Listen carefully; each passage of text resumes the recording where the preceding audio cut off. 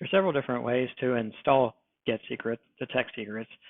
We're going to use pip install method. So we do pip install, and then we just type the name of the project, which is detect secrets. If you want to install from the code on GitHub or using the installer scripts that are in the code itself, you can git clone the project and install it that way. So now that we have it installed, we're going to establish the baseline. The baseline is a list of all the secrets found by detect secrets so far.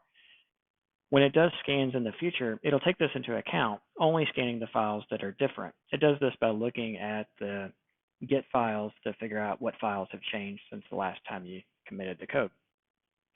So let's establish the baseline. So we type detect secrets, and then we're going to give it the path to the source code that we want to scan. If you're running detect secrets from inside of the source code directory, it'll assume that the code is in the current directory. You only need the -C option if the code is in a different directory. And then we'll tell it that we want to scan. Let's save these results off to our baseline file, which will be called .secrets.baseline. The scan is going to take anywhere from 3 to 5 minutes for a moderate sized project. So expect it to run for a little bit, and this is normal. Our scan is completed. Now we have our secrets in our baseline file.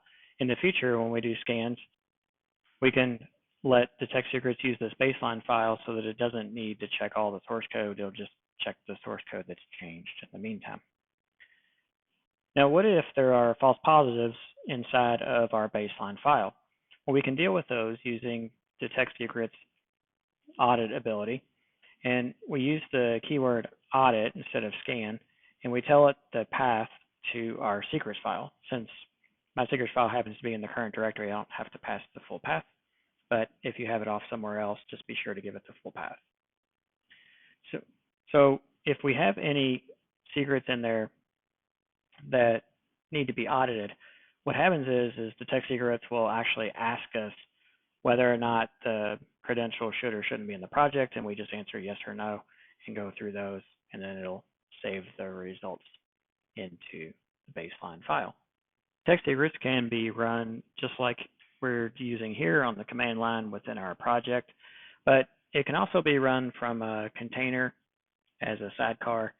So either way, you can implement it into your pipeline, and you can automate it using Jenkins if you want to run it from a container, or automate it from a script so that you don't have to manually run it each time.